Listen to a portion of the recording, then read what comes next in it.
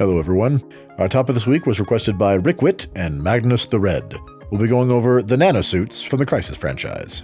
Spoilers for Crysis, I guess? Duh. Okay, so Nanosuits are the power suits worn by the player character in each of the Crysis games, which act as the source of most of the player's special abilities. The main antagonists of the Crysis series are a race of aliens inventively called cephalopods, or cephs for short. This alien species seemingly seeks the extermination of life on Earth and has tremendously advanced technology, allowing them to field machines that come in all shapes and sizes, manufacture vessels capable of traversing vast distances, and commit large-scale biological warfare. A powerful component of Ceph technology is Nanotech. This Ceph technology serves as the basis for the nanosuits worn by the players in-game, as the original was reverse-engineered from recovered Ceph technology years before the series begins. The basic building blocks of the nanosuits are, of course, nanomachines, but they're most visibly built into synthetic musculature, which acts as the foundation for nearly every other capability of the suits. These synthetic muscles have been dubbed Cryfibril muscles, so named by the suit's developer, Crynet Systems. Cryfibril is assembled into musculature mimicking that of the human body, but their composition allows for bursts of power, speed, and endurance far exceeding that of human muscles. Additionally, because Cryfibril is assembled from nanomachines, the physical structure of the material can be altered all but at will, allowing the suit to absorb or discharge energy, condense or expand, and even alter its physical appearance or shape for camouflage. Over the course of the trilogy, the player wears two suits. In Crysis 1, you wear the Nanosuit 1.0, simply called the Nanosuit, and later on the Nanosuit 1. In Crysis 2 and 3, you wear the Nanosuit 2.0, still most commonly called the Nanosuit or Nanosuit 2. The suits are similar in most respects, with the Nanosuit 2 mostly just having upgraded version of the Nanosuit 1's abilities, with a handful of capabilities seemingly unique to the new design. So for simplicity and efficiency, first we'll go over the Nanosuit 1, and then explain the upgrades that came with the Nanosuit 2. The Nanosuit 1 comes with about 7 broad categories of functions: a baseline improvement to all physical traits, sensory and survival improvements, and tactical information collection, as well as 4 modal capabilities that can be swapped on the fly. At the most basic level, the Nanosuit is just like any other power suit. Without expending any additional suit energy, the wearer of a Nanosuit can move faster, hit harder, run longer, and take enemy fire better than a soldier in what we would consider conventional war gear. On top of that, the Nanosuit's flashiest abilities, i.e. the powers in the game, come in the form of 4 suit modes that can be switched around with relative ease. In-game, there's some form of radial menu. In universe, the suits are usually neurally interfaced with the wearer. They are the armor, strength, speed, and cloaking modes. Each of these modes uses up energy stored in the suit, which then recharges over time when no mode is draining power from the suit's batteries. The suit's energy supply is negligibly explained, with the explicit notes on the player's ability to siphon Ceph energy directly to overcharge the suit, and more vague notes about the suit actively converting ambient energy and/or chemicals and materials into power. The armor mode drastically increases the suit's ability to withstand damage, fully tanking all damage so long as the suit's energy supply holds out, without damaging the wearer in any way. This includes kinetic effects like bullets, physical blows, being hit by vehicles, and falling damage, as well as radiation, heat, alien energy blasts, or other non-physical trauma. The rate of energy consumption correlates directly to the amount of damage absorbed. In Strength mode, the already improved strength of the wearer is magnified even further. The wearer can lift and push more, hit harder, and, in an uncommonly sensible move for FPS games like this, reduce the recoil of even the heaviest hitting weaponry at the player's disposal. Speed mode instead enhances the player's ability to dodge and move, drastically increasing run speed, ability to dodge enemy fire, physical swing speeds, though not power, and enhances weapon loading and target sighting speeds. The suit's final mode is Cloaking. The suit alters its surface to refract light in a classic camo semi-invisibility manner. This cloak also fools many forms of surveillance equipment.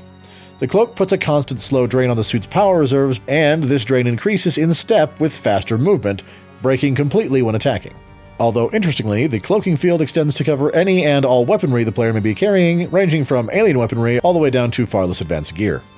The suit also has a large suite of survival and sensory improvement gear. The suit can remotely hack even the most advanced systems, including Ceph security and transmissions.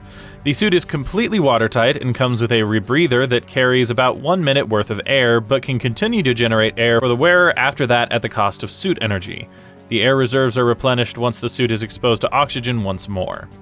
The suit's visor also comes with a number of sci-fi upgrades, including telescopic zooming and night vision capabilities. While it doesn't generally improve the wearer's hearing, you can zoom in on a target and hear what is being said in the target's immediate area, so there is some form of enhanced audio reception. The player's HUD is a literal in-universe display, with the suit constantly receiving updated information on the area via satellite transmission, granting the player their minimap, as well as keeping the player in radio contact with their allies at nearly all times. These radio communication functions extend to automatic recording of all sensory input the player receives, which can be transmitted and monitored by allies if necessary. Through some unknown means, the suit is able to sense the amount of ammunition stored in a weapon as well. Additionally, the player can tag locations, objects, or creatures, and not only track them through walls and such if they are within range, but also inform the player whether tracked creatures have been alerted to the player's presence. Lastly, the nanosuits are all symbiotic, bonding to at least a small degree with their wearers, making removal a time-consuming and sometimes painful process. And each nanosuit is outfitted with a self-destruct capability. This can be enacted by the wearer in the event that they are captured, or remotely by select higher-ups, disintegrating both the suit and the wearer in the event they are somehow compromised. The Nanosode 2 has all of the previously mentioned abilities, but in general upgrades all of them, plus gaining a few additional functions. For example, the suit's baseline physical enhancements grant the wearer a 32% increase in physical capability over the Nanosuit 1 without using any battery life, while the suit's battery capacity has also been increased by about 20%. All this while weighing approximately half of what the Nanosuit 1 weighed, effectively further increasing the wearer's capabilities due to being less encumbered. The modes are combined and adjusted so that there are now only 3: Armor, Power, and Stealth. The new Armor mode further increases damage reduction, providing immunity to most effects with greater power efficiency, though now it slows down movement more noticeably. The Speed and Strength modes have been combined into a single Power mode, granting all of the previous speed and strength boosts simultaneously, but just as importantly, no longer requiring a mode shift. Instead, the suit automatically spends the energy necessary to allow superhuman feats of strength and speed whenever the player attempts any sort of physical exertion that moves beyond the suit's baseline capabilities, further enhancing the wearer's combat efficiency by making such transitions automatic or even passive. The Stealth function has been enhanced as well. The invisibility is much closer to perfect. For example, we know that on top of being more invisible, we know for certain that it nearly completely blocks thermal readings, though it is still hampered by fast movement and deactivated by attacks from their wearer. At first blush, this would seem to indicate that the stealth function is simply incapable of noise and visual cancellation from such things as muzzle flare or grenade volleys, as a bow is introduced along with a new suit that doesn't break stealth attacks. However, melee combat does still break stealth, so the exact methodology of why that's the case is unclear. The suit's survival and sensory suite has also been improved. The night vision function has been enhanced and is now paired with thermal vision. Even greater ability to tag the environment has been supplemented by the ability to scan objects and gain information on them. Hacking functionality has been increased, and advancements in the rebreather tech now allow the wearer to stay underwater indefinitely, with the in-universe explanation being that the suit splits water molecule bonds around the suit, absorbing the oxygen to allow the wearer to breathe and helping power the suit using the hydrogen. For this reason, the suit is now completely airtight, allowing it to function even in space, though the games do not elaborate on where the infinite air supply comes from in that case. The suit is also equipped with full-on thrusters, allowing enhanced zero-G maneuverability. Finally, the suit's telecommunication capabilities are vastly enhanced, allowing the suit wearer to store, maintain, and view data from sources other than themselves, while storing even more information and still transmitting to allies where and whenever needed. Interestingly, no mention of a self-destruct or remote disintegration function is made for the Nanosuit 2, inferring that concerns over loss of proprietary information, a major reason for the self-destruct function in the first Nanosuit, have seemingly lessened or dissipated altogether. Or, they just really needed to get rid of a lot of weight and a bomb was a good choice.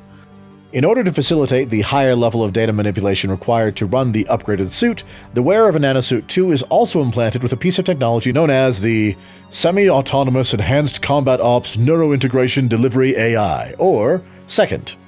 And the award for most tortured reverse design acronym goes to... This device literally taps the human brain to help run all the higher-level functions of the suit more efficiently, enhance the wearer's memory recall capability, and call for information or really any function of the suit on the fly with but a thought. As part of its storage capabilities, over time, SECOND seemingly generates a backup of the wearer's personality and memories, which it keeps stored on its own hardware. Because of this, the player's character in Crysis 2 is slowly merged with and then overwritten by the Nanosuits' previous wearer. Whether or not the resulting character, played in Crysis 3, is 100% the first wearer, or a personality mixture of the two is not entirely clear, though the narrative seems to lean towards the idea that the original wearer's personality has completely overwritten the second body, all with the help of Second's storage capacity. The final and most important note about the Nanosuit 2 is that its actual nanofabrication capabilities have seemingly been drastically enhanced. It's possible the Nanosuit 1 had the capabilities we're about to go over, but they're never discussed. What we know for sure, though, is that the Nanosuit 2's regenerative and building properties are so potent that one of the core programs within the suit is a limiter placed upon the Cryfibril's nano manipulation capabilities, which was put in place to ensure that the suit doesn't convert too much of the wearer's physical body into something else. Even with these limiters in place, the regenerative and protective programming for the suit allows it to take drastic measures. For example, early on in Crysis 2, the player's lungs and throat are utterly destroyed, leaving you on the brink of death. The suit repairs the lungs and throat, allowing the player to breathe and continue the rest of the game, but in doing so, irrevocably binds itself to the player's body, as it had to reform the player's lungs and later other organs using the nanotechnology and a combination of suit and human body materials. You're not hooked up to life support after the suit is done, you are the life support. In essence, rendering the player a borderline cyborg. This transition goes even further in Crysis 3. During the events of the game, the limiters on the suit's nano manipulation prowess are removed, and during the climax of the game, the player survives an Atmo drop. And not only did the suit repair all the damage to the player, the final scene of the game shows us that the suit has fully integrated with the player's body, leaving the player looking fully human, except for the obviously cybernetic eyes, while still fully capable of presumably all normal suit functions, expressly including cloaking. Along with the haunting declaration from one of the player's allies that the suit's ability to reform its structure is unlimited. And those are the Nanosuits from the Crysis franchise. We hope you enjoyed this video. If you did, please leave us a like and share it with someone you know might like it. If you have ideas for videos you'd like to see in the future, do like Rick Witt and Magnus the Red, and let us know in the comments down below. If you'd like to see more videos, hit that subscribe button, and if you'd like to see our Let's Plays, follow the link in the description and subscribe to our Let's Play channel. In the meantime, this has been True Masters Morons, signing off.